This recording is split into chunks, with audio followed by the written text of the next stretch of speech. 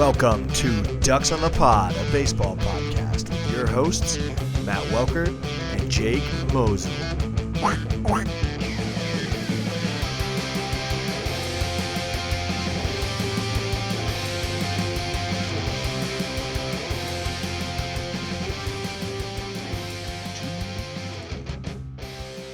Welcome back to Ducks on the Pod. Hope everybody enjoyed episode 0. My name is Matt. That's Jake. Ready to get after it today, Jake? Oh, you bet. Hell yeah. All right, today we are doing the AL West preview. We're doing the previews. Starting with the AL West, then we're probably going to go AL East, then AL Central, so that we can finish up with the NL, which we both care about a little bit more, and then end with the Central, since you're a Cubs guy, I'm a Reds guy. Yeah. Let's do it. Today, though, I'm an Astros guy. Big Astros Shout AL guy. West. Who's on Craig that? Biggio. Craig Biggio. Yeah, favorite baseball player of all time. It's a weird I know move. it's kind of a random poll, but it is. Also, he never really played in this style of jersey, so I don't want to hear anybody in the comments bad-mouthing that. I have no need to own 2 Astros jerseys just to have the cool retro one and a Craig Biggio one, because both would be necessities. So yeah, we just joined them together. One jersey guy. It's not my favorite team, so. I hope you can't hear this siren. But since the last time we talked, teams reported to spring training, Jake. They sure did. Every last one of them. Pitchers and catchers. Not every player, but pitchers and catchers definitely should all be there by now, with the Cubs being first, since you guys have your game in Tokyo a week or two before the actual season starts versus the Dodgers, where you will be facing off, it sounds like, against their 2 Japanese pitchers. Yeah, hey, we'll have Shota. So, oh yeah, so I'm looking forward to spring training getting under the way. But since we've had some big signings last night, Alex Bregman, Breggy Bomb, signed a 3-year, $120 million deal, $40 a year. I think there is some deferred, but that hasn't really come out yet because it did just come out last night. He can opt out after the first year, player option for the 3rd year. And it sounds like Jeff Passan said he's going to be playing second, which I think is interesting. Yeah, makes sense. I mean, you have Devers, so. Yeah, but I think Devers doesn't rate very well at 3rd, and they've been talking about trying to get him to DH and then getting getting Yoshida out of there. But then I'll run through the other ones real quick. Nick Pivetta signed to the Padres. It was a very strange layout of how he's getting paid. It's 4 years. He can opt out after 2, player option for 3, but it goes from $2.5 million to $20.5 million to 14 to 18. Very, very weird structure. I'm assuming they're doing that this year for when Cease and Michael King fall off, and then just pay him more next year. Yeah. Dodgers re-signed Kershaw for the 18th millionth time, and it sounds like he's going to go straight to the 60-day. And then straight to the Hall of Fame. Yeah, I think Pete Alonso happened the last time we talked. I couldn't remember, but he signed a 2-year, $30 to $24 million with the player option for year 2. Dodgers also re-signed Kike Hernandez, and your boy Jason Hayward signed at the Padres. Yeah. World Series champion. Yeah, I guess that's going to be your boy Jurickson's replacement. Yeah, you can make Jason Hayward my boy, I suppose. If you're going to press that on me, I'll take it. World Series champion. I loved him on the Cubs, to be honest. He in his first at-bat of his career took, I think it was Carlos Zambrano deep. I was watching that game. It was when obviously he was a Brave. He hit that ball 560 feet, I swear. Right center field. Great highlight. The dude's only like 19. Still just chiseled. Didn't play a single inning in the minor leagues, just straight out the gate. Home run. So it's one old-time highlight. I didn't know that. No, it was like him and Mike Leake were like the only guys who. Well, I feel like for pitchers, it's way less common. Bryce Harper did the same thing, right? I thought Bryce didn't play any minors. I don't know that for a fact. He was so quick. I don't know if he technically went straight or not. It's just obviously it's a rarity. So if you want an old highlight, Jason Hayward at that time, I'm like, damn, this guy's going to be good. And he ends up being a Gold Glove outfielder who kind of at the plate, but could have fooled me that day. I love outfielders who have absolute cannons, and he has a fucking cannon. Sure does. Yes. All right. Let's get into the. Is that all the news? That's all the news I got, unless you can think of anything else. I sure can. It'll segue us right into our first team here, by the way. Oh. Tony Rendoni. See ya. Mm-hmm. Out again. Yeah. It's potentially. I texted you. I didn't even know if you knew about that because I texted you about it and you didn't even respond. Yeah, I mean that's on par. But yeah, I saw it. Oh, I know you did. Yeah, gone for the year. Another lost. Was season. It year? I thought they just said he wasn't going to be able to start the year. It's likely the year, apparently. Jeez, I mean, the thing is, like, even if he's healthy, the dude's not going to play. He'll like get a blister or something, burn himself on the stove. He'll find something to do. What I sent you, it said he's undergoing hip surgery, facing long-term absence. Yeah. Which honestly, I mean, he was going to be on the bench, I think, anyway. Like they were going to play Yoan Moncada over him, and Tim Anderson. As they should. Well, you're paying the guy $40+ million a year. All right, but as you alluded to, let's get after it with the Angels. Yeah. All right, yeah. So we're gonna go in opposite order of the standings of last year. So Angels first, They had 63 wins. I think they're gonna do way more than that this year, but we'll get to that later. All right, you want to start us on the Angels? Yeah. So notable additions: Jorge Soler, big power bat in the middle of the lineup. Yoan Moncada and Tim Anderson kind of reuniting the glory days of that White Sox promising team. Hopefully they can, dust off the cobwebs, especially Tim Anderson after, getting the shit beat out of him by Jose Ramirez. Shout out Guardians. I mean, they're two, still kind of in the prime age-wise. Obviously a couple down years, injuries, this, that, and the other.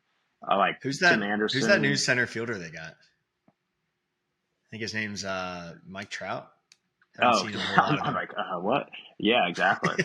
you get one of the best off-season signings, pretty much, in terms of he wasn't with the team last year, so he's an addition this year. Just stay healthy for one season. I know, please. Every time he does, it's like just a phenomenal, just unreal season. The weird thing about the Angels for me is their entire lineup, like name recognition wise, you're like, all right, these dudes have shown that they can be good at some point, which kind of makes the ceiling pretty high if they can stay healthy and if they are, remotely close to the top end of their game, which doesn't seem like a ridiculous ask, but then at the same time, you're like, this team could lose 100 games too. If Mike Trout goes down again, Jorge Soler swings and whiffs at everything. Tim Anderson, the Tim Anderson of the last 2 or so years. Tim Anderson had a negative 1.4 WAR last year. Yeah, it's impressive. Impressively bad that you got that much. Plate appearances, 27 weighted runs plus. That's a lot of playing time for a guy producing at that level. But he's also like former batting champ, right? Yeah. I mean, Tim Anderson. I forget if he actually won one, but he was top 2. Yeah. Like all the promise in the world. Dude's almost 32, like slotting in everyday shortstop, looks like. Yeah. Even though he's technically a non-roster invite to spring training, I don't see how he would not make the team if I would assume if they shouldn't be retired. Tony Rendoni on the 60-day, he takes his spot. I'd assume but you don't have to make that decision for quite a bit, so I don't expect them to do that. But no, I mean, I fully expect them to be in the let's wait and see first. Nothing's given to you, based on how bad you've been. But then they have other good pieces, right? Like Taylor Ward, one of the more probably underrated outfielders in the league. Good. Like dude's got pop, kind of in the prime of his career. Logan O'Hoppe, just kind of a prospect out of nowhere. Yeah, do you know he was drafted in the 23rd round? I do now. I'll be honest, I didn't know that today until I saw that on Fangraphs. Yeah, that's part of my prep too. I was stunned. I knew him coming into last year that he was like a very good prospect. And usually when you look at the Fangraphs page, like it's all like It's top just five runs down the board. round, like draft picks at maximum. So Yeah. yeah, kind of crazy. But their lineup I think is pretty good. Like, what are your Yeah, thoughts? I like their starting lineup a lot. Obviously Trout's really good. Rengifo, I feel like he's for some reason I feel like he's really old, but he's only 28. Uh, but like he had a good year last year. We've already talked about Taylor Ward. I love him a lot. I wish when there was rumors of the Angels trying to find a new home for him that I I kind of just wish he went to a different team. Obviously, I wish he would have gone to the Reds, but I mean, the guy had just under a 3 WAR last year, 111 on weighted runs created plus, which I think is the best batting stat to really look at. But I mean, adding Jorge Soler, like you got some extra pop right behind Trout. Shai Noel was good last year. He could probably be better. Ohapi as a catcher did very well offensively last year. And like you were saying, like you just hope that Moncada and Tim Anderson can do something Yeah. and get back to that 2019 era of White Sox baseball. And I feel like Joe Adell has been talked about as a top prospect for so long. I'm kind of So sick of it.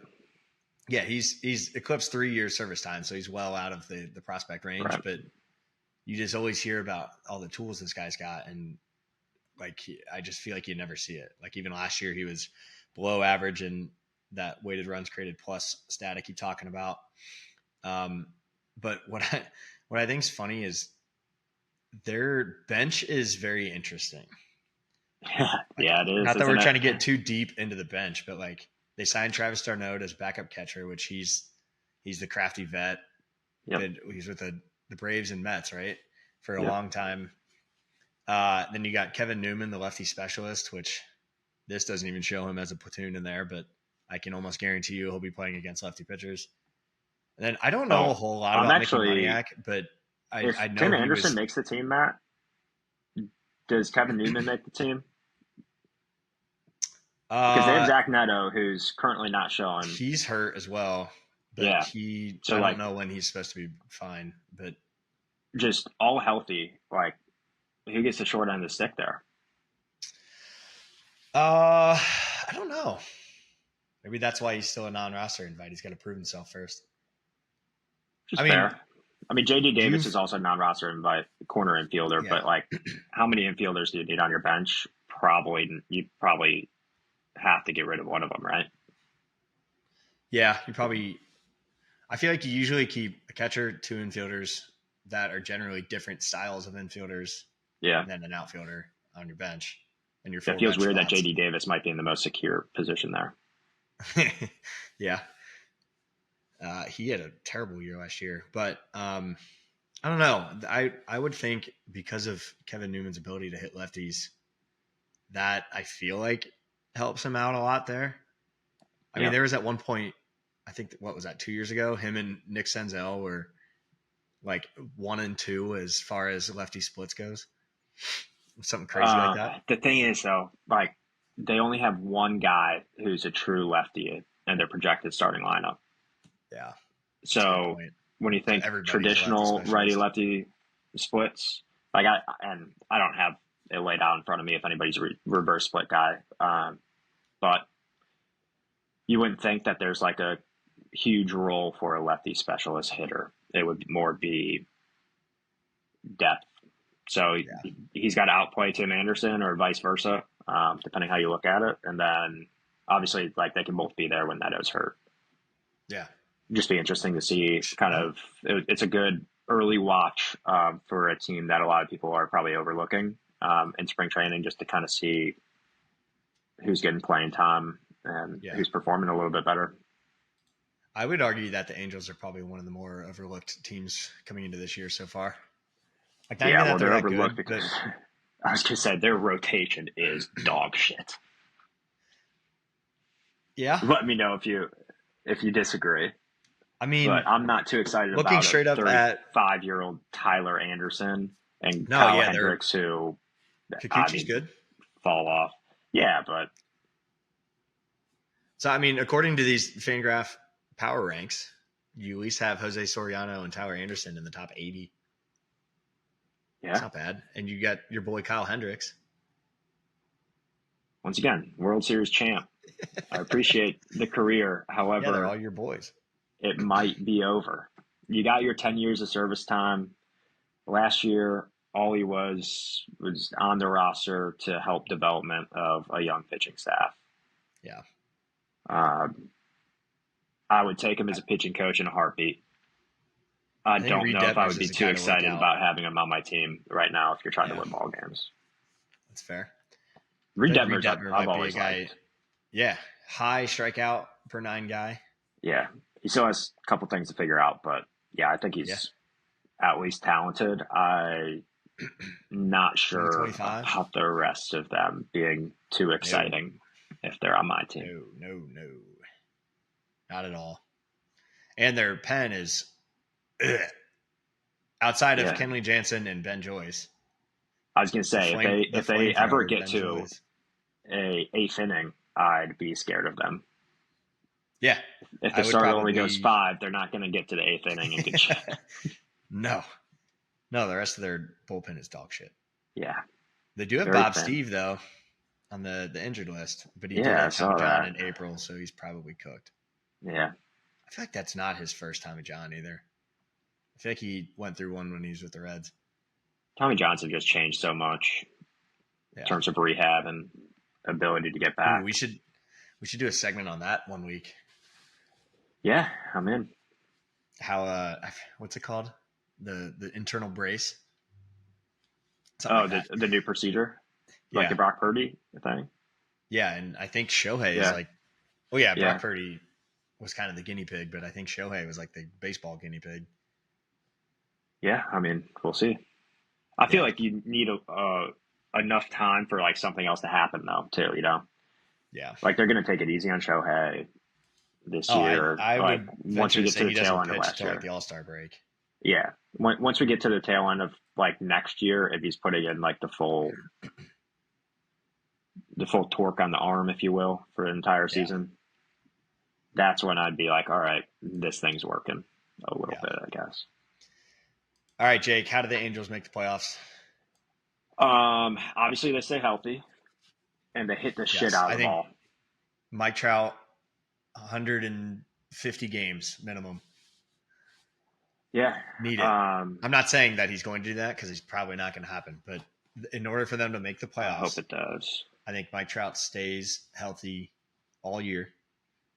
Soler continues to stay hot. Hits very timely home runs for him. Yeah.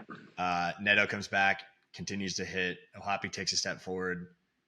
Any combo of Moncada and Tim Anderson, Kevin Newman chipping in a lot there. Yeah, it feels like it all has to go perfect. Taylor Ward could even take a step forward too. Yeah, the guy's already. It seems doable. Yeah, it just seems like especially a lot in that division. But we'll get onto the division. Well, yeah. The one thing I think they really need, obviously, besides hitting the shit out of the ball, like I mentioned, and staying healthy, they need one guy not named Kenley Jansen or Ben Joyce in the bullpen to be a reliable bridge guy, because you have 3 starters who are 33 plus. Kikuchi's almost 34. I don't think they have a whole lot in the tank in terms of going deep into ball games. So you're going to need somebody to bridge the gap to kind of a all-star back end. Yeah. All right. Moving on. So, that was talking Angels. Now let's talk some athletics, the Sacramento Athletics.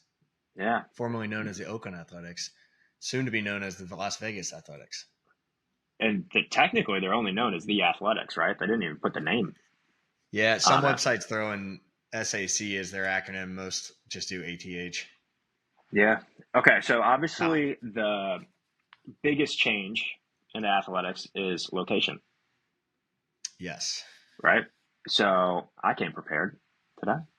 Hell yeah, little Jake. Ballpark deep dive, if you will. Let's hear it. Sacramento it's a minor league field, right? AAA Sacramento River Cats play there. The Go field's Cats. called Sutter Health Park. So it's in the PCL. If you I know think it's anything true, about the but anyway. PCL, a lot of the PCL stadiums are at elevation and lead to a lot of home runs. Yes. However, uh, this particular ballpark uh, does not yield home runs very much. So back in 2021, we had 2.69 home runs per game, which was 12th in minor league baseball at the AAA level. That went down in 2022 to 2.27, and then last year it was 2.06. So obviously that has a lot to do with the teams that are playing there. So if you don't have Yeah. power people in your home lineup, like it can get swayed a little bit. But we're talking losing over half a home run per game over the last 3 years for That's a whatever lot. reason. I'm not aware of any like dimension changes that they've made during that time. For reference, so the Sacramento AAA team, I guess, it was an average of 2.06 home runs per game. In Oakland last year, there are 2.14 home runs per game. So typically, Ooh. when you're going to a PCL park, you would think more home runs. Not necessarily the case here. When I first saw it, I'm like, oh man, like all these guys are going to get a huge bump in the bats. Oakland's pretty pitcher friendly because of all the foul territory. Not necessarily the dimensions of like the outfield, but with all the foul territory, there's a lot of should have been foul balls that turn into outs. So it's probably not going to be quite as pitcher friendly, if I had to guess, compared to Oakland, just because of that factor. But it's not going to be a hitter's paradise, which I think a lot of people might assume when they find out that they're going to a PCL ballpark. All right. Any thoughts on that? Bravo. Great drill down, Jake. That's the kind of stuff we Yeah. need. Yeah. Interesting enough, too, runs per game have gone down the last 3 years in Sacramento as well. So I don't know if there's a changing of the weather that's going on there. We'll just have to kind of monitor Global that warming, going forward. maybe? Yeah, I'm pretty excited to see him play. I just think it's funny when there's unique circumstances for teams and environments. Like, remember that, like the White Sox and Orioles game during COVID or something, and there were Yes. literally 0 people in the stadium. Yes. Yeah, and Just then they had crazy. their final game, and it was just Yeah. absolutely stacked with people. We're talking different teams, but yes, Oh, I thought you were talking about the you're A's. My talking bad. the A's. No, no, I'm no. trying to. I'm talking there's a game in Baltimore. Is the White Sox in Baltimore, and the announcer was practicing like his master's voice because it was so quiet in the ballpark. They had 0 fans. I forget why. I want to say it was COVID, but then I think of COVID and like nobody had fans. Yeah. Um, so I think it was some other like weird situation. But yeah, they were trying to master his voice. So I just like watching games in kind of unique environments. Obviously, Oakland last year, it was pretty empty, but they still had fans. It just looked pretty sorry. I'm excited for the people of Sacramento to get out and actually support that team because they do have some young, talented players. So I'll turn it Yeah. over to you and you can kind of go first here and run through your thoughts. No, so the reason I didn't know what you were talking about is because I was trying to look up a specific player. Your boy, Heston Kira, wait, Keston yes. Hira. I will be What? calling him Heston Kira so many times. What now? What happened to him? No, he played in the PCL last year and had 20 home runs over 37 games. Oh yeah, dude's a tank. Yeah, I mean, he was on pace for like 80 something home runs in 162 games. yeah, he had 20 home runs in Literally Babe Ruth. 147 at bats. Yeah, One every this is 7 why at he's the bats. pick to click. I'm The telling pick you. to click. Wow. All right, let's actually run into the A's here. Yeah, let's get into the A's. Go. See what you got.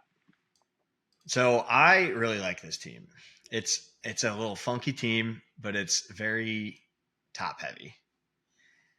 Obviously, Lawrence Butler, not a huge name that everybody knows, but if you watch a lot of baseball, you do. That guy's an absolute stud. Yeah. Hits absolute nukes, plays a mean right field. And then you got Brent Rooker, who just signed the big extension this offseason. Also hits nukes. Yeah. JJ Bleday hits nukes.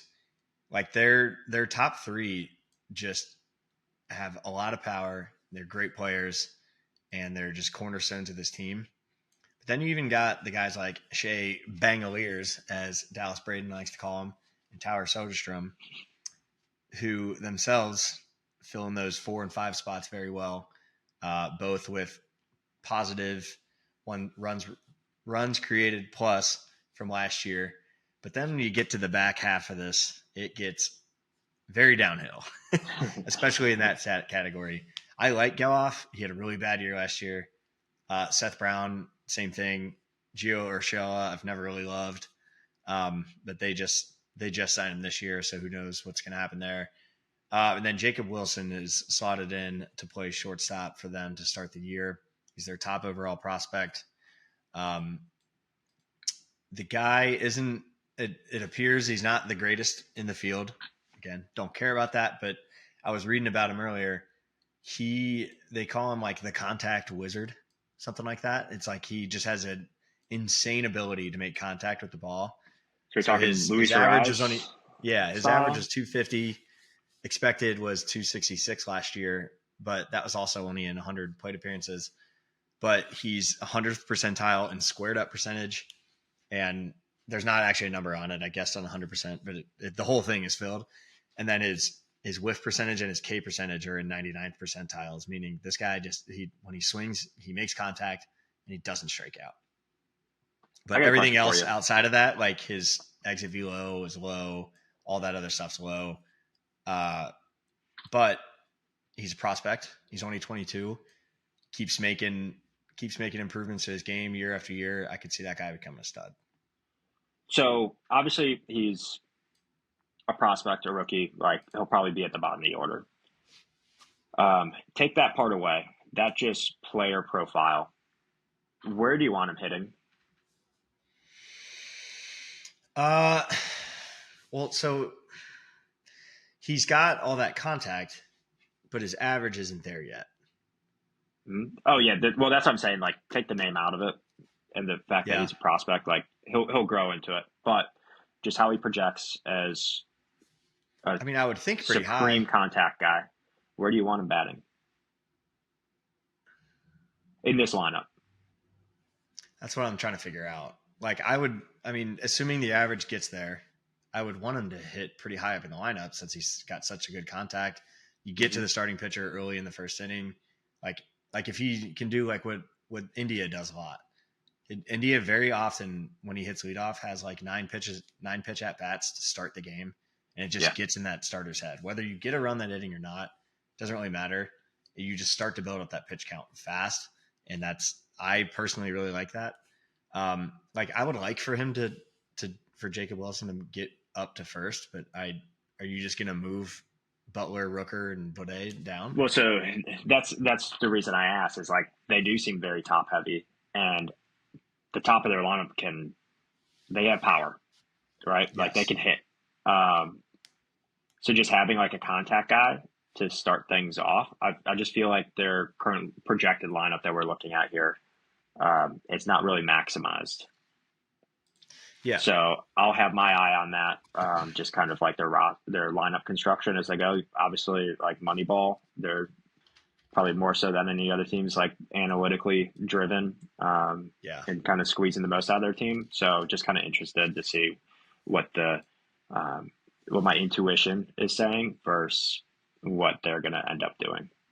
Yeah. And obviously it will take some time. He'll need to prove himself to be able to like warrant being up in the lineup. But yeah, I would have him like probably like second. I think it's interesting that Esteury Ruiz they have slotted on the bench right now. And that they sucked last year. But I know the year before he was really good. Yeah, they sent him down because he was playing too well. Yeah, and he's fat. Like he's fast. They did it for like new speed fast manipulation reasons, right? Yeah. But I mean, he's 26. Yeah, dude had 67 stolen bases last year or 2 years ago. Insane. Right now, the projected lineup that we're both looking at has Seth Brown and Miguel Andujar as platoon for kind of that left field, outfield spot. Yep.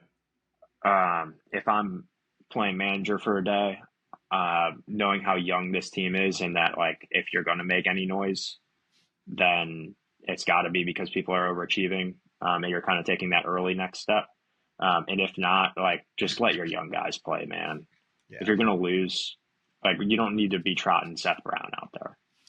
So I would have Isuri Ruiz in the outfield, um, and having him probably bat first and Jacob Wilson second, and then kind of get into the power of my lineup a little further down. Yeah, if Ruiz can get back to his 2023 days, he was hitting just over 250 and was playing every single day. And the guy stole 67 bases. Like, Yeah, that's the definition of a leadoff hitter.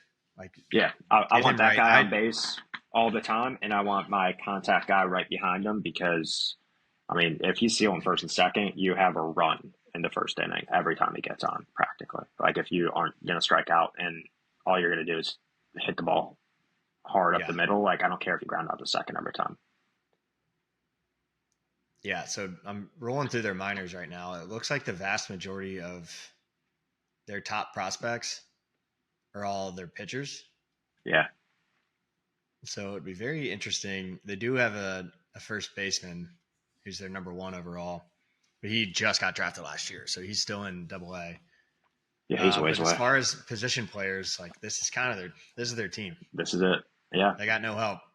Nope. So go get them, guys. Yeah, have fun. All right, pitching. Starting This staff. is a feisty team. Yeah, go ahead. Oh, yeah. In kind of a feisty division. But the pitching staff, so the rotation, it's not my favorite. I don't hate any of these guys. I don't know a whole lot about Mitch Spence, but Luis Severino obviously was really good last year. Jeffrey Springs. I know Dallas Braden has been very excited about him. And then JP Sears has been good. I don't know a whole lot about Osvaldo Bido, but I remember hearing his name a lot last year and that he was good. But he's still, like, combined, these guys have, 17 years MLB service time. Like, that's not a lot for a rotation. And it's not like they're all prospects. Most of us tied up in Severino. Yeah, it's not like they're all prospects and studs. 4 of the 5 are 29 or older, and the youngest guy's 26, or almost 27. Like, yeah, they're going to need some longevity out of these guys. Yeah, I'm worried about the back end of the staff here. Like, yeah, they're unproven, but also they were never really meant to be anything spectacular. So it's kind of a similar build to the Angels, actually, in my opinion. Of our lineup can be feisty if things go well and hold on for dear life. And when you're on defense, and hope for the best. Hope the wind's blowing in or something. I don't know. Where I do think that they differ from the Angels, though, is their bullpen is kind of nice. And this is even with getting rid of, I can't think of his name right now. The not Mason Miller, but the setup guy that was traded last year. Urseg. That guy was an absolute stud too. He just got overshadowed by Mason Miller. But I mean, the rest of their bullpen's not horrible. Like, obviously your long reliever guy, who really cares? That guy's just an innings eater. But you got 2 prospects in the pen, and then the other 4 guys before you get to the closer are all top 150 as far as power rank goes, and had decent stats last year for ERA guys. Like, you got 3 of them in 10 plus K per 9. And then you got Mason Miller sitting there at 14.4. And Otanez, I heard his name a whole bunch last year. He's a big strikeout guy too. He also appears to have some control issues because he's a big walk per 9 guy as well. But as we all know of Mason Miller coming in at the closer, the guy's just an absolute stud. Just shoves 101 past you. I'm happy they held on to him. Yeah, I was nervous they're going to trade him too because I don't know. It's I don't know why, but it's fun when there's good players in the A's team. I don't know why. I think it's just the history of the A's. Because the Angels, who really cares? The brand is awesome. I just wish the team cared. And not the team. I wish the owners and front office cared. Yes. Yeah, that it's a very historical team. Yeah. And they're fun when they're good. They have some of the best fans out there. I don't know. Yeah, just don't get I don't rid of know the how brand. many how I don't know how it's going to be at the 15,000 capacity Suter Health Park. The place is going to be bumping, I promise. I want to try to go to a game this year. I just don't There? know. Yeah. Just to All right. just to experience it. I mean, they're going to be there for the next 3 years, so I got time. Yeah. All right. That's enough on the A's for now. We'll get back to them once we get to our predictions. Now let's move on to the third place finisher of 2024, your 2023 World Series champions, the Texas Rangers. Why don't you You're start talking us about off? me first, like mine. I'm like, No. I have no allegiance to the Rangers. You're as in America. Yeah, okay. Or any other country that watches. Yeah, bunch of return dudes here, huh? Yes. Their entire, much not change. Yeah, I mean, the core's still intact, right? Like, we know what they are. They're solid. Wyatt Langford, I think, should take a huge leap forward. I mean, based on kind of the internal talk in that Rangers organization and kind of how he projects out. So kind of excited for that. Dude's only 23, so obviously a lot of potential there. Just under 4 WAR in his rookie season too. Yeah, they got Jake Burger as a replacement for Nate Lowe, so interested to see how that goes. I've been, I wouldn't say a hater of Jake Burger. Like, dude hits the ball hard. It's just one of those things. It's gone. Yeah, I just watching him play. Like, I feel like the consistency of good at bats aren't there at times, and because of that, I have a hard time imagining that he's a piece of a World Series or World Series contender at least team. Yeah. But when you put him in this lineup, he looks a hell of a lot better, doesn't he? Mm-hmm. They have Jock Peterson. They signed him. Jock, I'm interested to see how much weight he's put on this offseason. That dude, when he was on the Dodgers, way back when, obviously he was much younger. He just looked like he was about to be an athletic specimen, especially in the home run derby and stuff. And now I'm like, you almost look like Pablo Sandoval. Yeah. He had some of the best hitting savant metrics last year. Yeah. No, dude can still mash. Oh yeah. I'm just more also concerned plays for about a new team every year. I'm just more concerned about physical condition and health. So just kind of looking forward to seeing how he fits into this lineup. Right now, Fangraphs has him projected as their cleanup hitter, so obviously they're looking at him to have a pretty good impact in the center of that lineup, but we'll see. It's a wild platoon having somebody that you're platooning hit fourth. Yeah. And then Kyle Higashioka coming into DH. I haven't looked up his splits. I would assume that he's good against lefties. Yeah, I mean, there's other guys I'd like to see in there, especially with a DH platoon. Doesn't make a whole lot of sense. So, I mean, that might be what they do sometimes. I feel like they have quite a bit of flexibility in this lineup. Their bench is pretty deep. Higashioka, obviously you just mentioned him. He's fine, whatever. Ezekiel Duran, or Duran, however you say his last name. Duran. Pretty good. Yeah, Tavares and Smith. So Josh Smith. Tavares had a hell of a World Series. Yeah. No, I really like their team. Pieces. I think one thing, and as a guy I kind of wanted to highlight, I think a major reason of their World Series run was because of their catcher, Jonah Heim. Yeah. Dude had an absolutely unreal 2023. And looking at Baseball Savant, he had 97th percentile in fielding run value. Like the guy and he also is a great catcher as far as framing and steals go. Like cutting I people don't down. even know you. Who are you? What? No, the catcher. Two matters. episodes. 2 episodes. I still have to talk Too about defensive. That's fine. I get it, but I know you're kind of talking through your teeth a little bit.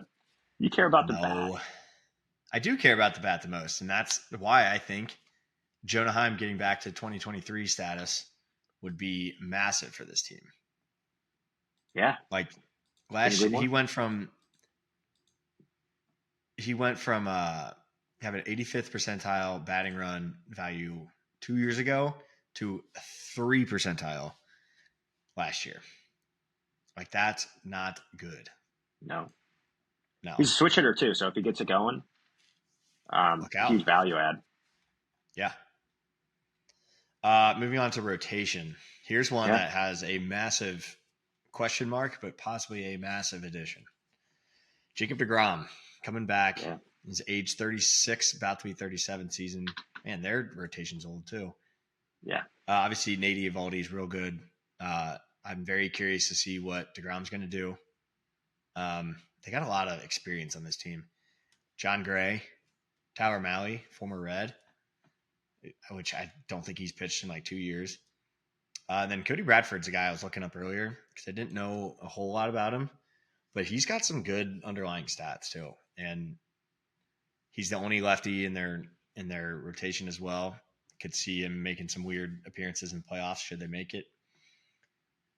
Yeah, he's interesting because power rank on here 89.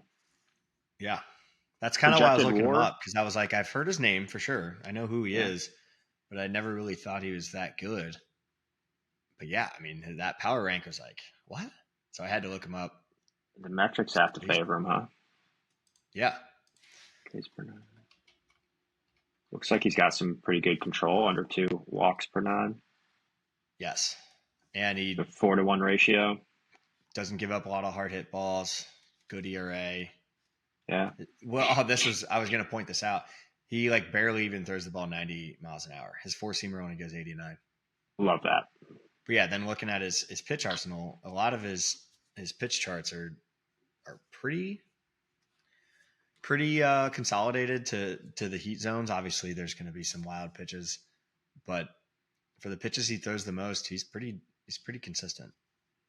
You have to be at that velocity. Yeah, I love watching pitches like that. By the way, love it. Those are my least favorite. I like speed. Yeah, you want to overpower people. I like the art. I like fastballs and sliders. I think sweepers and changeups are boring. I like backdoor 2-seamers. Oh. And cutters. Yes. And changeups that end up in the dirt and you look silly. A pitch that's not a ball or that's not a strike until the very last second. And something gets me going about a nice 88 mile an hour 4-seamer that's just paint and the hitters just act like they've never seen that before. Yeah, so Bradford throws his 4-seamer just over half or just over 52% of the time, and he had 11 run value on it. That's got to be getting close to Hunter Green status, even though it's 10 miles an hour slower. That's interesting. He's got that high of a run value on his fastball, being a 90 mile an hour fastball. Yeah. All right, so Hunter Green's is 20, which probably is the highest as far as 4-seamers go, because his ball does not drop, and people just swing underneath it all the time. Let's talk bullpen real quick, because I see 6 guys who are brand new. Yes. That seems like a managing nightmare. Obviously, they're built for the now because the bullpen, like the rest of their team, is up there in age. Yes. So you'd think that if anybody can do it, Bochy's still there, right? I didn't miss that. I believe he didn't so. retire on me, did he? I don't think so. A former catcher. You can tell by the way he walks out to the mound. Yeah.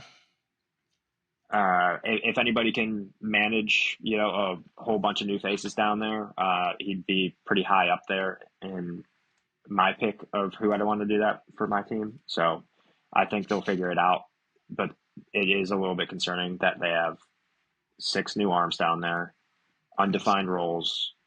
How long does it take him to really figure out how people fit in, when to use them, much less obviously balancing wear and tear on a bunch of these older arms. Yeah, they do have Sabors on the injured list. Yep. I haven't been able to figure out when he's coming back, but he's a good addition to that pen whenever he comes back.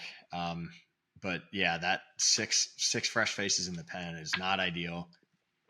I mean, maybe they identify ways to improve these guys and get them going. I mean, they're back 3, all top 100 power rank. Like I at least, so I don't know a whole lot of bullpen guys around the league, but I at least have heard of all 3 of these guys.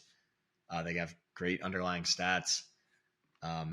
Good strikeout to 9 guys, low walk out of 9 guys.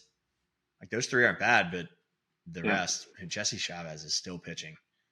Yeah, I don't think he'll make the team, to be honest with you. I thought that guy was bad like 6 years ago, and then he had some sort of resurgence. It's just the pen, I feel like, is you are really just throwing shit at the wall, seeing what sticks. It's about quantity, not quality, because everybody down there has a pitch or two. They can be good over short stints. It's who's the most reliable. And that often goes year by year. So, yeah, I'm curious how they slot in bullpen guys for the power rank. Because like how you're just saying, some guys just have one absolutely filthy pitch, and they throw some other subpar pitch with it just to keep people off. But like if you have more than 3 pitches, you're probably a starting pitcher. So like these guys just have absolute just junk on one pitch. But how do you compare that to a starting pitcher? I don't know. One person to point out in their minor league system, they do have Tucker Barnhart in AAA. So I just wanted to point that out. Yeah. Thank God. Don't get me started on them. Do you think he makes it long enough in the league to get to 10 years of service time? I already closed out of my Rangers page. What's he at right now? Probably 9 something. 9.15. I mean, if he can survive 3 more years, does he total amass the remaining 34? I don't think he gets there. Well, so if you didn't know this, I'm assuming you did, but for the people listening, if you're ever looking at service time, that's not a fraction. Like if it says 9.057, it's not a fraction. That's 9 years and 57 days. It's not 5% of a year. So like you, in that number, I think it's like 150. Yeah, 148 days in is what you're telling me. Yes. So like I'm already looking at the Mariners page, but Bryce Miller has 1.153. That's 153 days. So like they probably service manipulated them, and he is like 1 day short of having 2 years time. That's why none of these guys ever have a 0.2. I don't know, because I was starting to think like, I mean, that's just obviously it's one season, but what was his days at? 148. Oh my God! All right, he's close. Yeah, he'll get there. You think? I don't know how he makes the team. He needed an injury. Probably get called up for injury. That's a lot of doubleheaders. Injury doubleheader type thing. A lot of doubleheaders for a team that plays inside in Texas. Yeah, that's a good point. And it's not like he ever will replace Higashioka. I don't know what they paid him, but all right, he still probably got paid. That's enough Tucker Barnhart. Yes. That's for us, not for the fans. Why are we doing this? Yeah. So stop doing that to me. But there's just incentives when you make 10 years. Like they make a big deal around the league about getting to 10 years of service time. Yes. Tucker Barnhart's the guy who's like always the clubhouse guy. You're like, he's not going to contribute to the team in any other aspect of leadership. So Just Seems like he's very philanthropic. funny to think about. Yeah. I just don't understand why you ever were a switch hitter when you weren't good from either side of the plate. But all right, I digress. We'll move on. On to the Mariners. Yes, and unfortunately, we get to start talking about the weakness of their team. Yeah. And talking about their hitters first. Yeah. Yeah. I mean, outside of J-Rod, Cal Raleigh, and Randy Rosarina, there's not a whole lot going on here. You've got some, like, these guys can all do things, just not very consistently. Seems like they're a bunch of role You're really players. big on Dylan Moore, right? No, sure I'm not. Maybe it's somebody else then. Never mind. Yeah, I mean, all of their weighted runs created plus are either, like, outside of those three I named, are basically all around 100, which is league average. But it's just, this is not an attractive roster as far as hitters go. No, it's pretty gross, and they've done next to nothing. Yes. They got Donnie Barrels, though. Yeah, well, and they traded for Rosarino last year, and I feel like that was a really good move. I feel like he played well for them, but like, this roster just makes me want to throw up. Yeah, especially so. This is the most pitcher-friendly ballpark. Their roster is built that way as well, right? Like the pitching is crazy good. These are going to be low-scoring games. They don't need that much from their lineup. However, I don't know if this lineup can do it consistently enough. No, and you would think that they would want to add, especially with the Astros in decline. Yeah. Like, obviously the Rangers are still the same team basically from the World Series, but I feel like not Simeon, but I feel like Seager gets hurt every single year, and I feel like that team is decently inconsistent, but they have all the pieces. Like, this is a roster, or this is a division that you could cannibalize and make the playoffs. But the Mariners, again, didn't add any hitters and will probably finish with 79 wins like they have the last 3 years. Yeah, I don't think they did anything to move the needle, and because of that, I think it's all just going to fall apart around them as they kind of figure out that they're not as close as they should be, unless Julio turns in to be the stud that he looks like he still can be, but not really getting there yet. Yeah. I don't know, it's just his ascension seems a little bit last year, right? He struggled. He was hitting like under 200 for the first couple months. I want to say, like, it was bad. I don't know if that was injury related or not. And then I believe after the All-Star break, he kind of picked it back up. But former Rookie of the Year, he has all the makings of being an absolute stud. He's just not there yet. And is he not there yet because he still has growing to do in his game, or is he not there yet because he's never going to be there?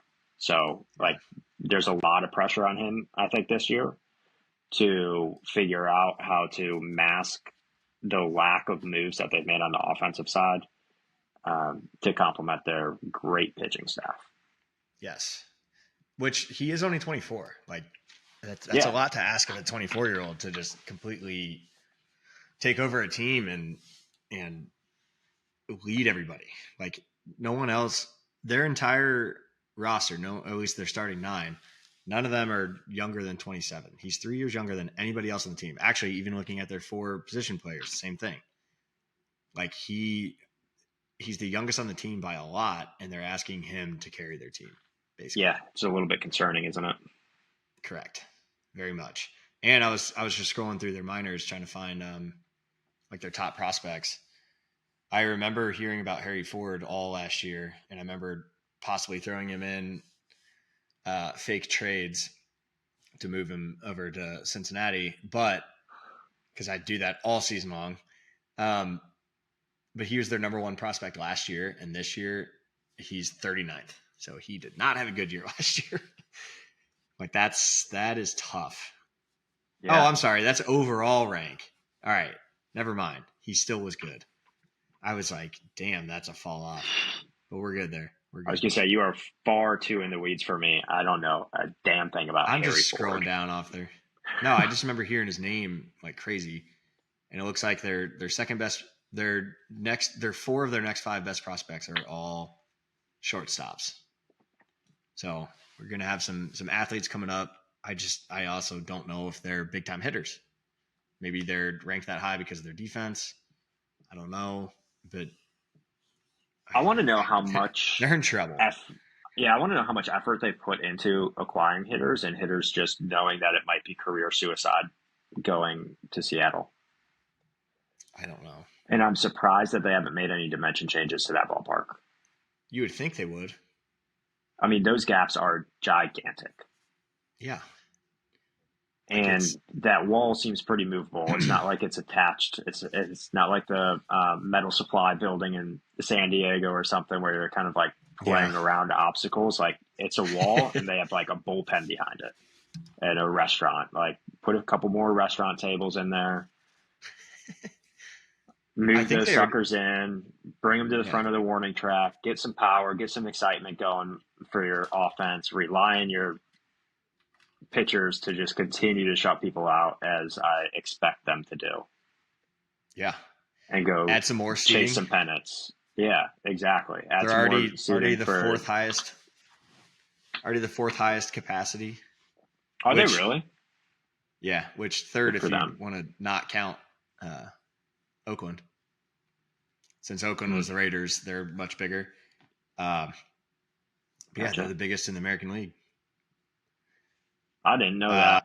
As a ballpark guy, yeah, I would love to see a game at good old T-Mobile Park. I'll tell you what. When I play the show, they are always one of the couple of teams that I consider being for my franchise because of the park. I like the brand of the Mariners too. Their retro unis are pretty sick. Oh, I love their colors. Yeah, great colors. Cool. Also, I just like teams that get overshadowed a lot. So, real quick before we move on, can we give some love to the Mariners after kind of shitting on their front office a little bit? Yeah, absolutely. Let's do it. 4 of their top 5, or 4 of their starting 5 pitchers, homegrown. They hit on first round picks in 18 and 19, and then in 2021 they hit on their 4th round and 6th round pick. Which those 2 guys are studs. Yeah, putting together obviously a stud rotation. Luis Castillo is the one who isn't homegrown, all with power ranks inside the top 62, which is kind of crazy. 3 of which are inside the top 20. So just absolute tip of the cap to the scouting department on the pitching side. Let's maybe start doing the same for the hitting. Yeah, and it doesn't look like they are. No. To be honest. No, it doesn't. But hey, if you keep stacking up pitchers, you can trade them and get hitters. Well, because if nobody wants to sign with you, that might be the only option. Yeah, that was the thing coming into this year too, is that like one of those 5 pitchers were going to get traded to bring in some good bats, but they just didn't. They didn't do it. Yeah. No. I mean, Luis Castillo seems like a no-brainer to trade. You rock with the 4 you have. You say whoever our 5th guy is will be okay enough, and you bring in a huge bat to put right with a Rosarena and J-Rod. That's what I'm doing if I'm them, but who knows? Well, and looking through their prospect rankings, like I was doing before, they only have 1 in the top 10, and he's 10. He's also listed as a starting/relief. Like, what are you guys doing here? You don't have. Maybe that's why they're not doing it, because they don't have good people to backfill. But like, you're not going to fill up that biggest AL park without offense. It's not. Yeah. It's not as fun to watch 1-0 ball games. So we did forget to ask the question of how they make the playoffs. But go on. Oh, I mean, they gave up 0 runs. Yeah, the pitching has to actually be 0. Like just as good as last year, which was crazy good. Yes. And you can't have J-Rod go 2 months not being able to hit a baseball. Yeah. I think they are the most. Speaking of, well, we were talking before this about odds and stuff and betting. Right now, they are plus 200 to win the AL West. Uh, which that is second. is far close. Yeah, tied for second with the Rangers. That is far too close. I don't think they finish in the top two in their division. Yeah. The only way I see that is if they make a bunch of moves at the deadline that like really boost their offense, and that their pitching starts strong, and they can somehow not trade away any of those pitchers and just Yeah, continue to have a solid rotation at offense at the deadline, which and then I feel like you also have to then bank on the Astros and Rangers either getting hurt or just being bad. as you say, I one. don't see the Mariners winning this division. This is the third team that we're like, all right, this has to happen, this has to happen, this has to happen, and this has to happen, and then they're in great Yeah. shape. This Like, division has so many question marks.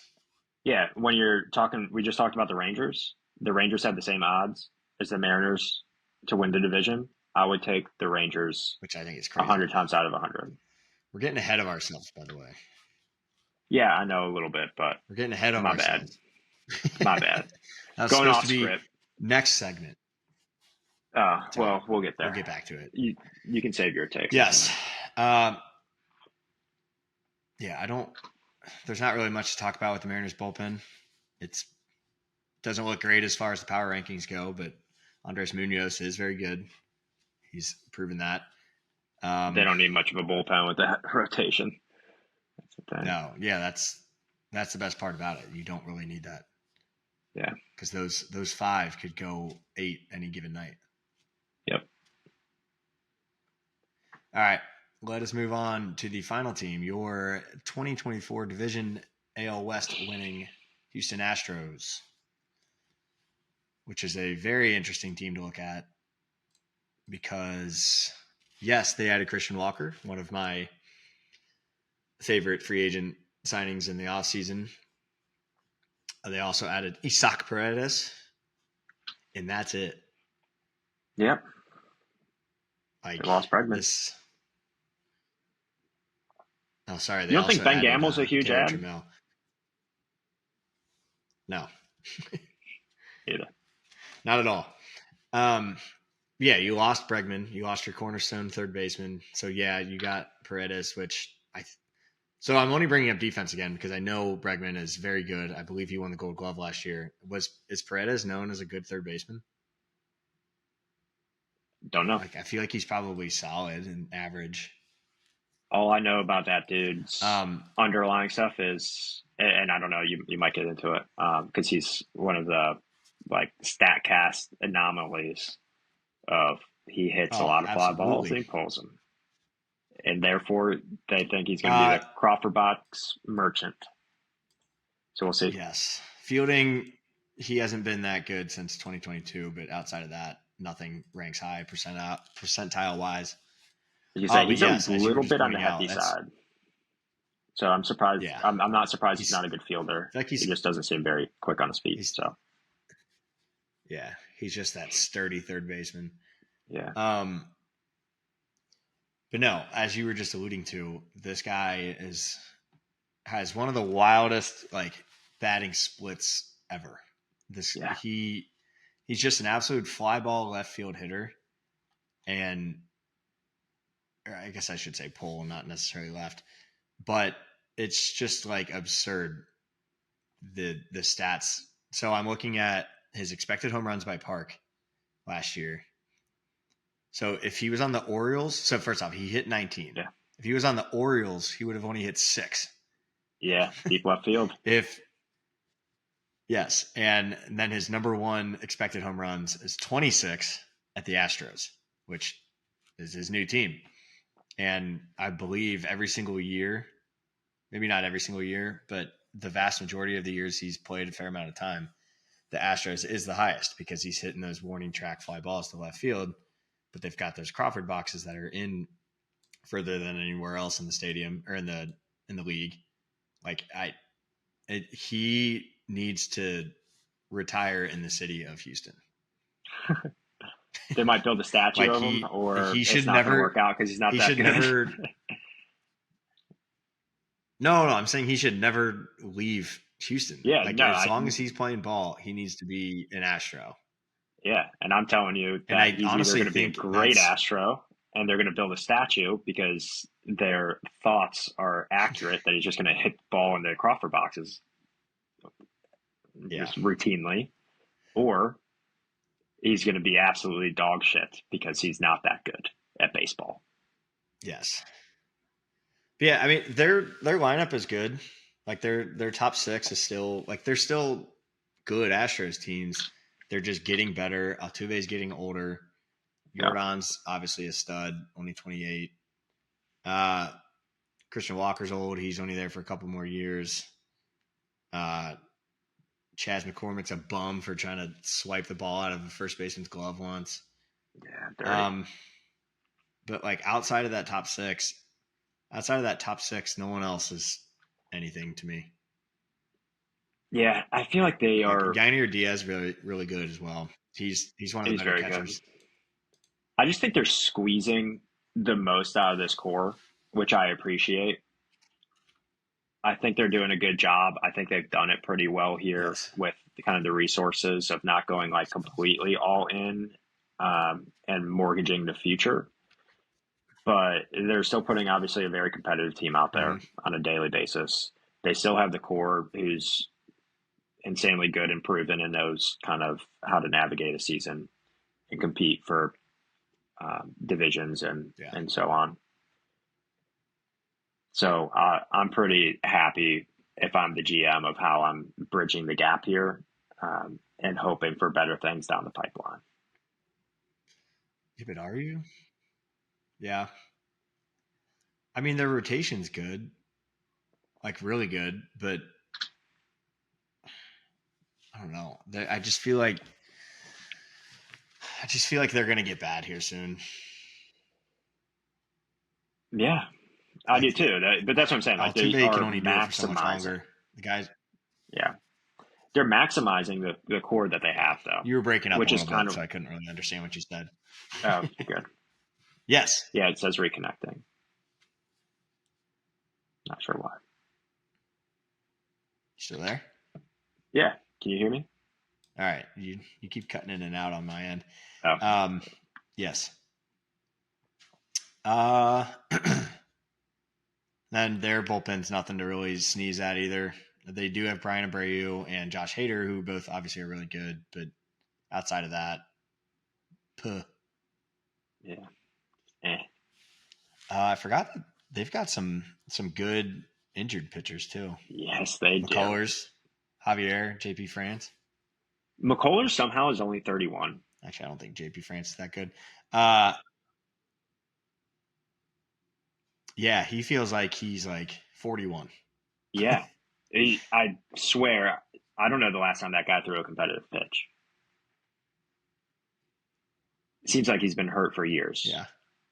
And kind of forget that he's there, but it's the same mold as like the Mike Trout and Jacob deGrom of like, if this dude comes back and it looks like he hasn't missed a beat, like all of a sudden you have one of the best signings, additions, I guess, to your team that you'd have around the league, really. Like the amount of value that you would get there is insane. So interested to see how he comes back and if he's going to be any good or not.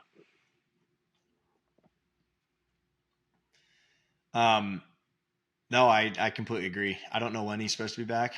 I'd love to find that out. I'm trying to figure out. He had elbow surgery in June of 23, so I got to think he's close to opening day guy, if not actually already announced opening day. That should be interesting. Yeah. Because I forgot Christian Javier just got Tommy John last year. He's probably out until playoff time if they decide to bring him back, him and JP France. All right. Are you good on the Astros? Actually, we'll ask the question of how did they make the playoffs? I think just existing, they might make the playoffs, but Yeah, they don't need too many favors, do they? Just don't look too old. That's what I'll no. say. The only thing I could see is yeah. Well, so the only thing, and obviously we'll get into this in the next couple episodes, but the only thing different I see going on in the AL this year is that the Central won't have uh, three representation like they did last year. Was it Yeah, three or four? Um, like I just don't think the Central's very good. Their records were good because they the White uh, Sox. play each other. Um, but yeah. um, yeah, so the Royals and Tigers, I see their records getting worse. Uh, I feel like the Mariners could get better. I think the Rangers definitely take a step forward. That's what I'd. All right, so we'll kind of go into our standings predictions here now too. Yeah, I think I think the Rangers win the division, and I think that they kind of beat the brakes off everybody. Then I don't really care who I pick between Astros Mariners next, but I'd like to believe that the Mariners can get second and get into a wild card. Then, although I am kind of high on Angels and A's, I still see them finishing fourth, fifth with probably Astros and then Angels below them. But I could see them each getting at least 65 wins, maybe like a 67, 68. Like the A's got 69 last year, Angels 63. I could definitely see them getting more. Maybe they're both 70 winners. I just don't know how confident I can say that. What about you? I think the Rangers win the division, so I'm with you on there. I think the Mariners fall apart, so I'm going to have the Astros in second. I actually think the A's come in third, Mariners fourth. I just don't You said A's see. third? Yeah, and Woo! not so much. I don't mean as a hot take of like I think the A's are going to be really good. More so, I'm willing to bet that the Mariners fall apart by halfway through the year. I think they have a lot riding on that starting rotation, which I Damn. still expect to be good. However, by the time they get near like deadline time, I don't know if they can be close enough to be buyers. And at that point, you're probably out Luis Castillo. You might be out like a Randy or Rosarena. I just feel Yeah. like they're too thin where I think it falls apart because I don't think they've done enough to remain competitive long enough.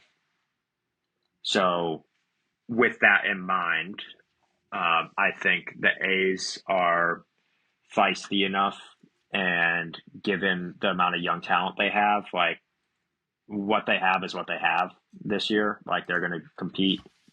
They gain nothing from losing. I don't think they're in a position to trade anybody necessarily. I think it's going to be a pretty boring year from a roster turnover standpoint for them. Uh, but because of that, I think their young guys get a lot of extra reps, and I think there's enough upside there that they can catch them. And then the Angels, if Okay. Mike Trout's healthy the entire year, things can get a little bit funky. It's hard to put a whole lot of stock into that. I don't think their team's very good. It's going to take like a lot, a lot of things. The stars need to align for them to have any sort of chance competing with their rotation. Yeah. I'd like to believe that they're better, and I want to obviously see Trout in the playoffs again because he's Yeah, played one series, and I believe they got swept in three. yeah, Well, swept in two, I guess, best of three. But yeah, I. So what? We agreed on Rangers. yep. You had Mariners fourth, right? Yeah, I just think there's a huge gap between I think the we both had. Rangers I had and Astros Astros third. and then the other three. So you definitely believe in the Mariners more Yeah, than myself. I think they'll be good early, but Oh, I I just have a want feeling it to. falls apart. I know I want pitching to. I love. generally gets you close. Yeah, I mean, I will be rooting for the Mariners, but if I had to put my money behind it, I Yeah, don't they're have a a whole fun lot of team. They confidence. just aren't Yeah, that good. right. Yeah. All right. So who do you think actually makes the playoffs? Obviously, we both agree that the Rangers are going to win the division, so they're in. Do you think Yep. uh, Astros or A's? Since based off of your standings, do you think either one of them can actually make the playoffs? A's, I don't think sniff it. I think it's a two-team heavy division. I think the Astros can get in. Um, I'll have a final say when we walk our way through the other divisions. I think the Central's down a little bit. I think there's probably Yeah. too many good teams in the East as of now. When we get there, we All can right. revisit. Yeah. So I mean, I yeah, like you were just saying, we'll get back into it and once we finish the three divisions. But I think the wild cards are pretty much just all going to be AL East teams. Yeah, Um, I don't think. I think whoever wins the Central, that's going to be the only team. And I kind of feel like whoever wins the West is going to be the only team as well. I could maybe see the Mariners sneaking in just because of their pitching. Let's say they have some breakout hitting. Um, or like you were saying, J Rod just makes an absolute just Elite. skyrocket forward season, and he becomes even better than he already is. I Yeah, could see them, and Randy Rosarina as well. Just see them getting after it and potentially making it, but I still think we're going to see AL East domination of the wild card. I agree. I don't know, but All they're right, all good, and they're just going to cannibalize each other as well. Like even the Blue Jays are probably last there, and they're still not bad either. agree. Um, But do you want to with get into what's next? Sorry, I didn't mean to cut you what's off. that? If you're still going, I mean, have at it. I was just going You're to say, fine. if you want to let the viewers know who we're talking about next. The Quackers. No, we're fine. Just at least on my end, you're cutting in and out a little bit, so it's hard for me to keep track on here. But right, yeah, I was gonna say if how far do we think the Rangers can go? So maybe we can just come back to that later once we finish all three divisions. But I feel Yeah, like let's. the Rangers, assuming everybody stays healthy, I think they could make it back to the World Series just like they did 2 years ago. I don't know if I see them winning it with the Dodgers in their way or potentially the Cincinnati Reds. But yeah, I mean, I think the Rangers have all the tools to make it right back to the World Series Interesting. I think after you're missing the probably. playoffs entirely and not even finishing 500 last year. Yeah, I think you're probably a little higher on the Rangers than me from a total league standpoint, but I think we should create like a spring training bracket for playoffs. See what happens. I'm in. I'm very All much in right, for that. let's We'll do it. have to Wrap us up here, Matt. maybe in between. All right. Uh, yeah. So I mean, we both see the Rangers going far, or at least winning the division.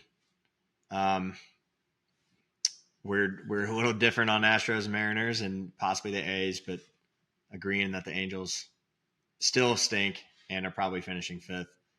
But all in all, this will be a very fun division. I'll be watching it, probably staying up way too late watching a lot of their games. Um, but yeah, there's some fun guys on every team. There's some duds on every team. A lot of good pitching. Uh, but yeah, it's definitely not my favorite division, but it should be a fun one this year. It'll be competitive, I think. You have anything else to add? No, Yeah. I mean not about the AL West. What division are we talking about Do next? you have anything else to add then? Yeah, I do. Oh, next. So that we finish with the NL Central, since that me and you find that most important. I was thinking we go West, East, Central, but start with the AL and then finish with the NL. So we'll go AL West, AL East, AL Central, NL West, NL East, NL Central. Sounds good. I'll be ready. What is the best way for that the work for you? Quackers to reach out for topics that they want us to go over? I can't hear what you're currently saying right now. Dang. Yeah, mine's really choppy right now. All right. Well, I guess this is probably good. Yeah. I'll say this is a good time to cut it. We may be doing some editing at the end of this episode. Please do. We got a little long. I had a great conversation about it. AL West stinks, but it was a good convo. Exciting ball. I'm ready to get the season started. Let's get after it. Let's do it. All righty. See ya. See you, everybody. Next week, AL East.